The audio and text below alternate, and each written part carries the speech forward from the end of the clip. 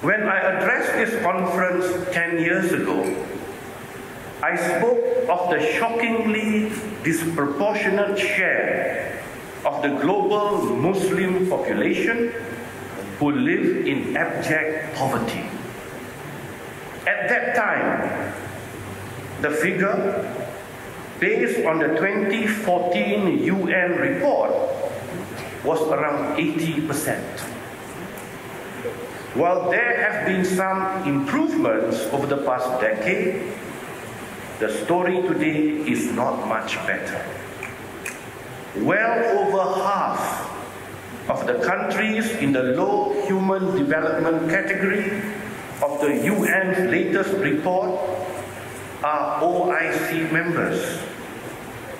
Muslim majority populations are still vastly overrepresented among the world's poorest. And just as concerningly, studies indicate that even in countries with very high human development, Muslim populations are often living with deprivation. In the United Kingdom, for example, around half of the Muslims are estimated to be living in poverty, compared to only 18% of the population as a whole. It is not right that so many of our Muslim brothers and sisters around the world are living without the resources to cover their basic day-to-day needs. We cannot stand together if some of us are fighting to simply survive. Fortunately, Islam has inbuilt mechanisms to redress these imbalances and provide for those in need.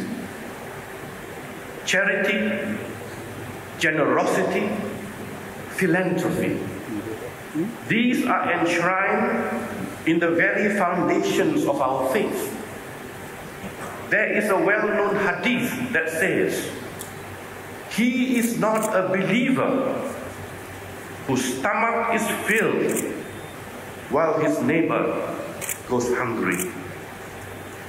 And so, we have many Islamic channels through which to ensure that all of our neighbors are well fed.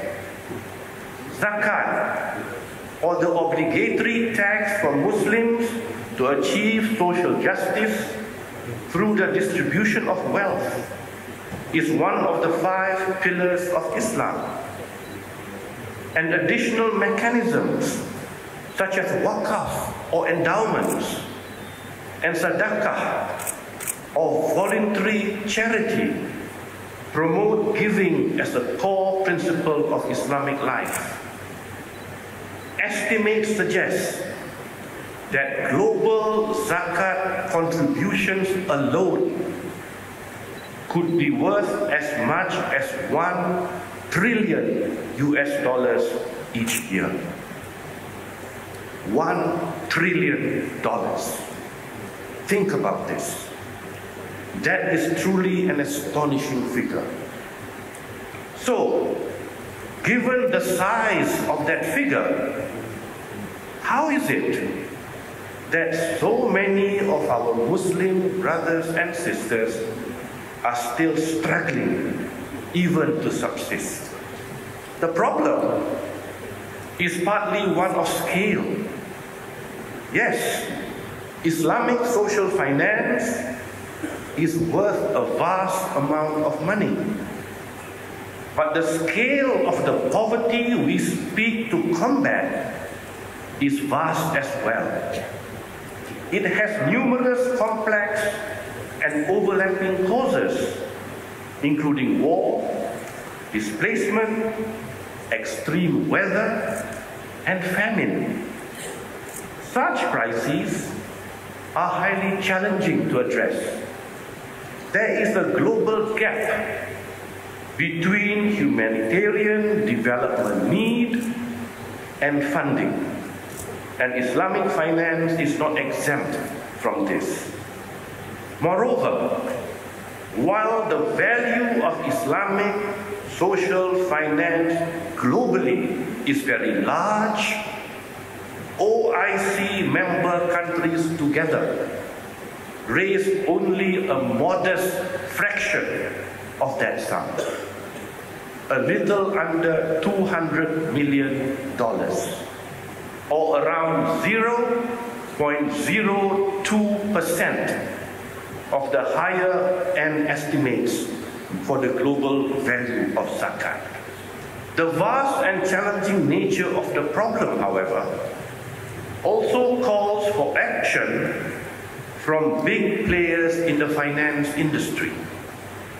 Individuals alone can make an enormous difference, but we need large-scale coordinated efforts if we are to truly eradicate the acute, multi-dimensional poverty being suffered around the world. I am proud that Malaysia has been a member of the Islamic Development Bank for 50 years, almost since the bank's foundation in 1975.